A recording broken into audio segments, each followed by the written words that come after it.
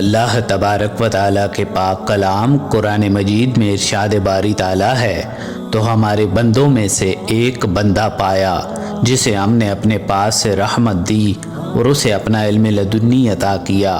امام غزالی فرماتے ہیں، علم لدنی وہ علم ہے کہ جس کے وصول میں نفس اور حق تعالیٰ کے درمیان کوئی بھی واسطہ نہ ہو۔ صوفیہ کرام کی اصطلاح میں ایسے علم کو علم لدنی کہا جاتا ہے جس میں اسباب ظاہری کا کوئی بھی واسطہ نہ ہو اور عالم غیب سے براہ راست علم اس کے قلب میں داخل ہو، اور جو علوم اللہ تبارک و تعالیٰ کی طرف سے ملائکہ پر فائز ہوتے ہیں وہ بھی اسی قسم کے ہوتے ہیں۔ تصوف کا سب سے پراسرار اور مشکل ترین حصہ علم لدنی ہے۔ یہ وہ خفیہ علم ہے جو تمام انسانی تصورات اور عقل و فہم سے بالاتر ہے۔ اگر اس علم کی وضاحت کی جائے تو یہ علم دو طرح کا ہوتا ہے۔ ایک وہ عام علم ہے جو مدرسوں، سکول، کالجوں، یونیورسٹیوں میں حاصل کیا جاتا ہے، اور ایک وہ علم ہے جو اللہ تبارک و تعالیٰ کی طرف سے براہ راست انسان کے دل میں وارد ہوتا ہے، اور اللہ تبارک و تعالیٰ کی طرف سے نازل کردہ اس علم کو خفیہ علم یا علم لدنی کہا جاتا ہے۔ ہمارے آقا و مولا حضور نبی کریم صلی اللہ علیہ وآلہ وسلم نے فرمایا، یہ ایک ایسا علم ہے جو بالکل خفیہ اور پوشیدہ ہے، اور آپ صلی اللہ علیہ وآلہ وسلم کا یہ ارشاد بھی ہے کہ میں علم کا شہر ہوں اور علی اس کا دروازہ ہیں، اور علم کے اس شہر میں داخل ہونے کے لیے دروازے تک رسائی ضروری ہے۔ اسی لیے جسے بھی علم کی خیرات نصیب ہوتی ہے وہ امام علی علیہ السلام کے توسل سے ہی ہوتی ہے، اور امام علی علیہ السلام نے بذات خود یہ ارشاد فرمایا کہ میں زمین کے راستوں سے زیادہ آسمان کے راستوں کے بارے میں جانتا ہوں۔ اس علم کو وہی انسان سمجھ سکتا ہے جو قربت الہی میں مبتلا ہو۔ اگر کوئی انسان اس علم کے لیے ساری دنیا کی کتابیں بھی چھان لے تو اسے یہ علم حاصل نہیں ہو سکتا۔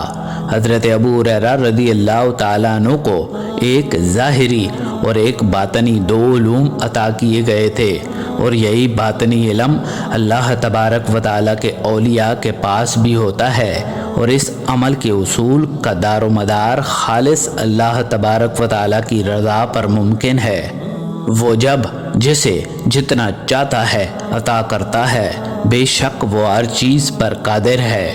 قرآن مجید میں بھی علم لدنی کا ذکر ملتا ہے جو کہ حضرت موسیٰ علیہ السلام اور حضرت خضر علیہ السلام کی گفتگو پر مبنی ہے۔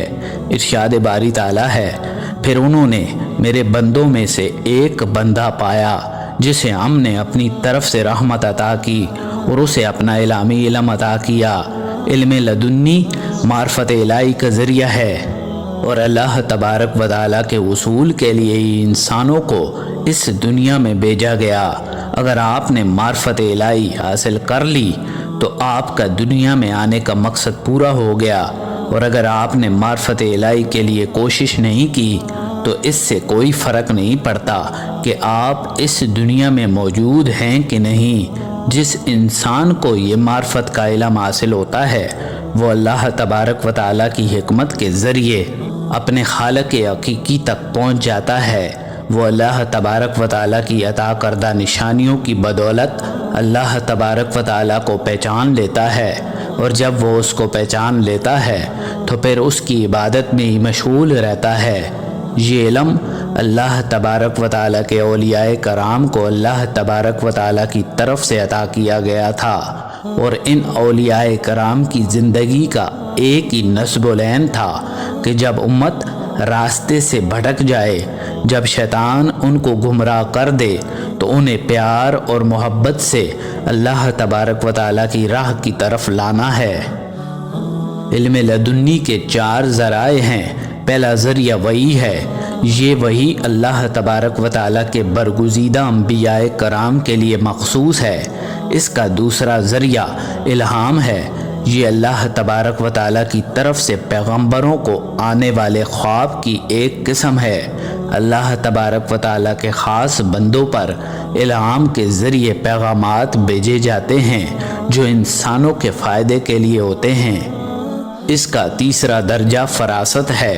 یہ ایک ایسا درجہ ہے جو اللہ تبارک و تعالیٰ کے اولیاء، متقی اور پرہیزگار لوگوں کو عطا کیا جاتا ہے۔ اللہ تبارک و تعالیٰ سے رابطے کا جو آخری ذریعہ ہے اسے کشف کہا جاتا ہے۔ کشف زمین و آسمان کا خفیہ اور پوشیدہ علم ہے۔ اس علم کو قرآن مجید کی بہت سی آیات میں پوشیدہ رکھا گیا ہے۔ علم کشف کو صرف وہی لوگ جان سکتے ہیں جو روحانیت کے اعلیٰ منصب پر فائز ہوں۔ علم لدنی ایک ایسا علم ہے جو دل کو تازگی اور روشنی عطا کرتا ہے۔ اس علم کے اصول کے بعد انسان ان چیزوں کو بھی سمجھنا اور ان پر غور کرنا شروع کر دیتا ہے جن کے بارے میں اس نے صرف سنا ہوتا ہے۔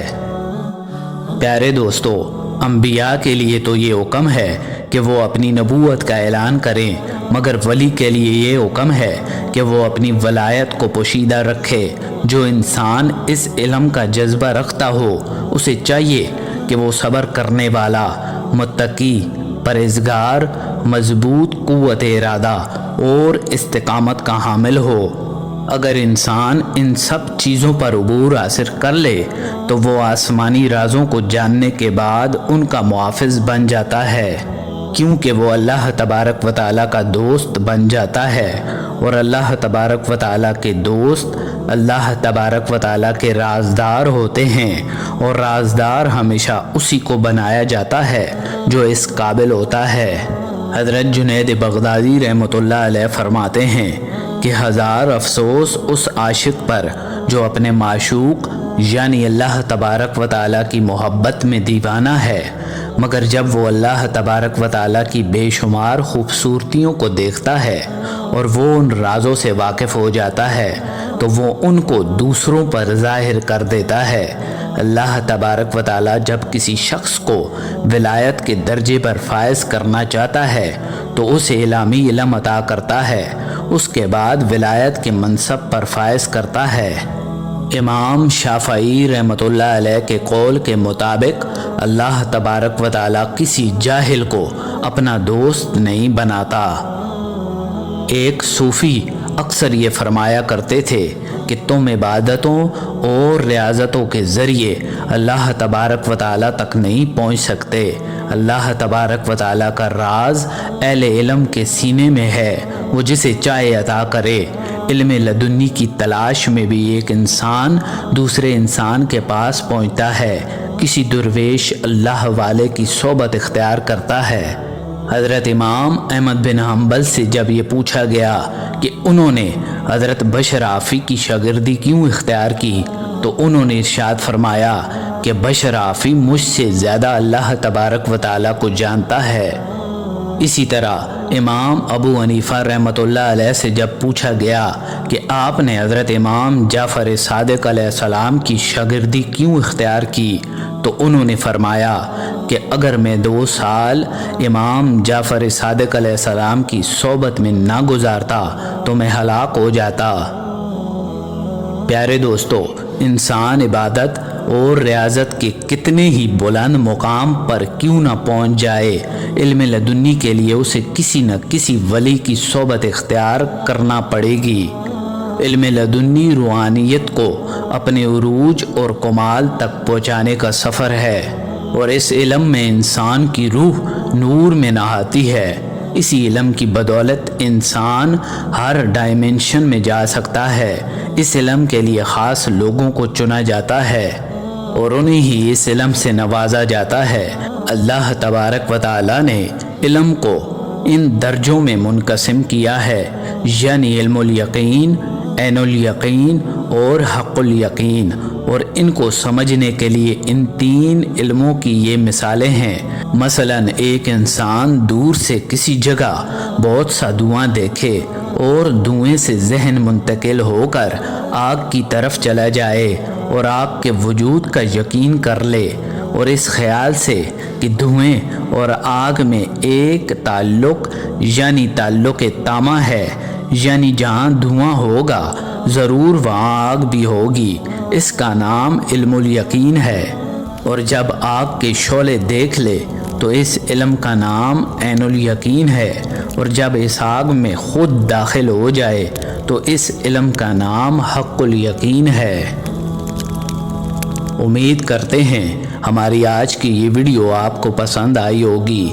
ملتے ہیں ایک نئی ویڈیو کے ساتھ، تب تک کے لیے اللہ نگہبان۔